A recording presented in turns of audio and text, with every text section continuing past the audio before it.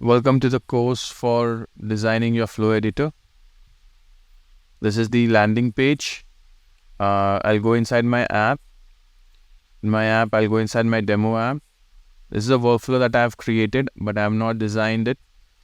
I'll click on this option. It will take me to the flow editor screen. This is the default nodes that are added, start and finish. Now this is a blank slate. To add adapter methods, there's a option on the bottom left where I can choose more adapters. Here only those adapters are available which have been created by the logged in user or which have been published. So for example, these Avatax adapter methods are already been published, and adapter 101 is the one that I have created. So I'll click on save. As soon as I do that, the adapters are available here. I can use any one of them, add some logic,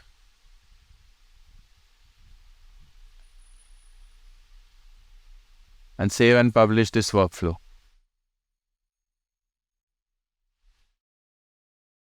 I've just joined these. Does not have any logic. To do that, there are some control steps that are provided. So we have transform, aggregate, cache in, cache out, for loop, and handle error. I can use any one of them. Now, to give you an example, what transform does. So based on the input schema and on the output schema of the adapter methods, the transform is a mapping tool. Right now, there's no output schema that's available, but let me show you another example.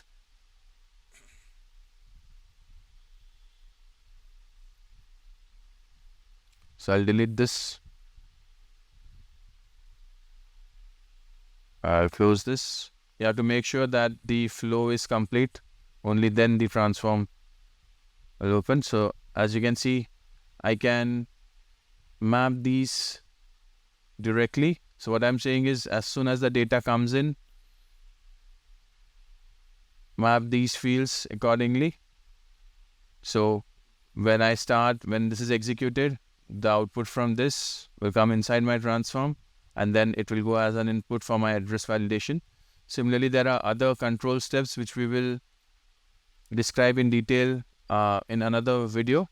But just to go inside transform, there's also an option where you can have right click and you'll have these advanced function, global function, and all these functions that are available. You can also set a literal string number and you can save this.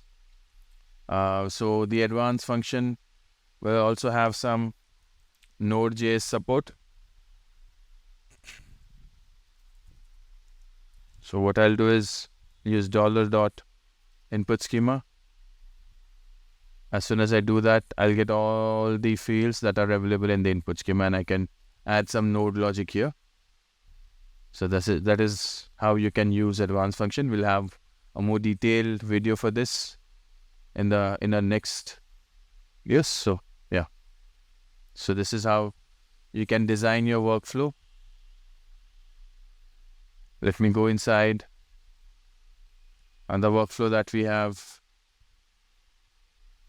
redesigned to give you an idea how it should look like.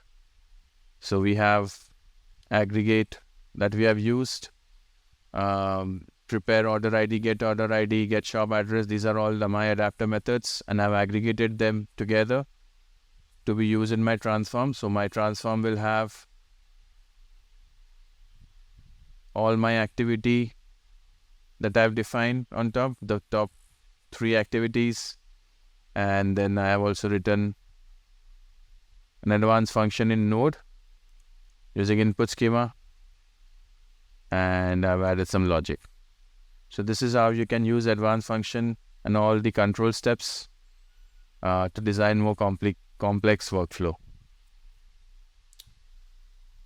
Once you have done that, you can save and publish. Then you do user onboarding and you can test the workflow within Studio. We'll do this in the next part of the video. Thank you.